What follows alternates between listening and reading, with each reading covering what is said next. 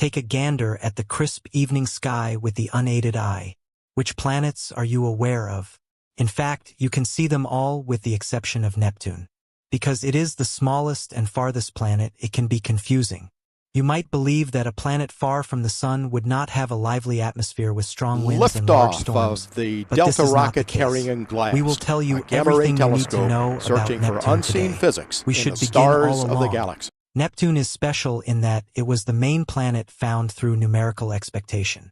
At the point when Uranus was found, space experts saw that its circle didn't match expectations. In 1846, Urbain Le Verrier presumed that there should be another unseen planet impacting Uranus' circle. Neptune was discovered by Johann Galle at the predicted location. Because of its distance from Earth and its small size, Neptune has been difficult to study with ground-based telescopes since then. Notwithstanding, in 1989, Explorer 2 showed up and assembled a lot of data about the planet. Interestingly, we saw what Neptune resembled, affirmed its planetary rings, and found numerous obscure moons. Anyway, what do we are familiar Neptune now? Neptune is the 8th and farthest planet from the Sun since Pluto was reclassified. By and large, it is around 30 cosmic units from the Sun, and that implies it is multiple times farther from the Sun than Earth. 4.5 billion kilometers are the equivalent of this distance. A spacecraft would need about 13 years to reach Neptune using today's technology. Since it takes Neptune 165 years to orbit the Sun, we have only been able to observe it for about a year since it was found. The average temperature of Neptune's atmosphere at this distance is very cold, around -201 degrees Celsius. Its pivotal slant is 28 degrees, like Earth and Mars, which have hub slants of 23 degrees and 25 degrees, separately. Because of this similarity, Neptune has seasons, but each one lasts about 40 Earth years. The southern hemisphere is experiencing spring right now. In spite of the Sun being multiple times fainter than on the planet, even a little expansion in brilliance can make perceptible impacts. The southern hemisphere is warmed by the rising Sun, resulting in the release of frozen methane into the stratosphere and an increase in brightness.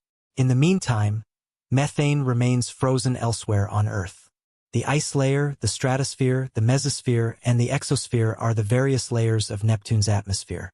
We'll save this topic for a different video because it's fascinating on its own.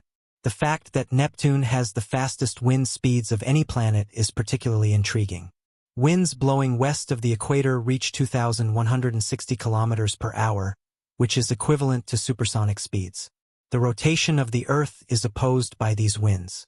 At the point when Explorer 2 passed by Neptune in 1989, it noticed the incomparable dull spot, an Earth-sized storm traveling through the environment, and a more modest tempest known as the Little Dim Spot. Be that as it may, when Hubble noticed Neptune in 1999, these tempests had to a great extent vanished, and they have not returned. Instead, large, bright clouds occasionally appear.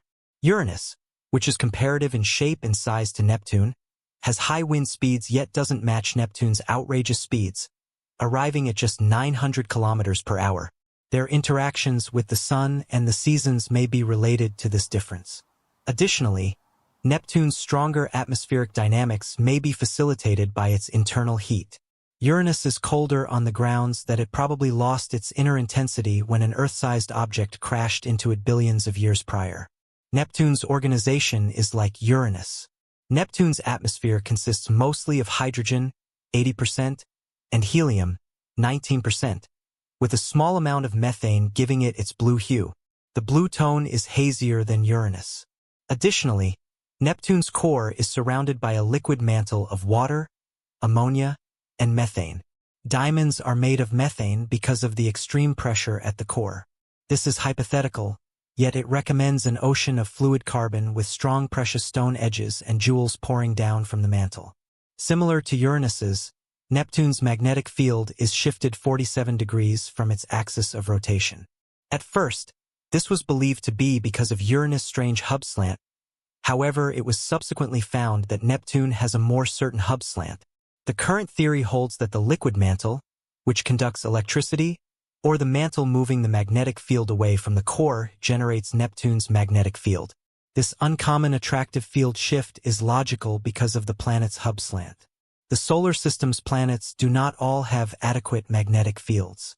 Earth's attractive field is different at the shafts, yet just Uranus and Neptune are charged. The auroras on Neptune are similar to those on Earth, but they are weaker. Because they are primarily of type B, their appearance is not as striking. In contrast to Earth's auroras, which are typically observed near the poles, these phenomena can occur near the planet's middle latitudes. Neptune has a ring framework, however it is extremely weak in light of the fact that it isn't thick and is exceptionally dim in variety. Against the dark foundation of room it is trying to see, there are 5 known rings, each named after a person who helped find and study Neptune. The deepest ring is the gas ring, which is exceptionally weak and wide. Above it is the principal sparkling ring, Leverrier, which is light yet just 113 kilometers wide. The following ring is the Lagrange ring, a weak band around 4,000 kilometers wide. At the edge of the Lagrange ring is the slightly brighter Arago ring, which is less than 100 kilometers in diameter. The Adams ring, which is the outermost ring and is only 35 kilometers wide but one of the brightest, is the final one. Since their discovery in the 1980s, these rings have remained consistent. They are stable. Let's talk about Neptune's moons last.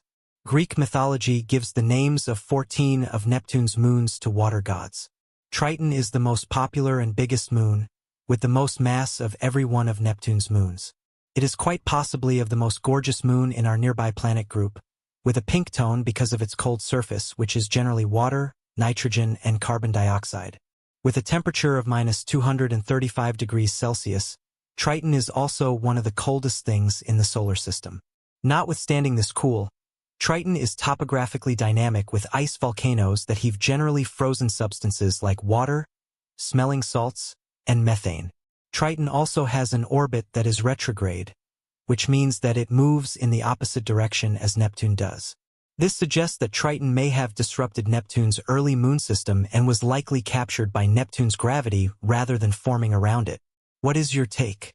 What is the eventual fate of Neptune? There are currently no planned missions for this enigmatic planet. Are you interested in watching a video about Uranus or a mission to Neptune? Please advise. Thank you for watching, and be sure to sign up for more space theory content.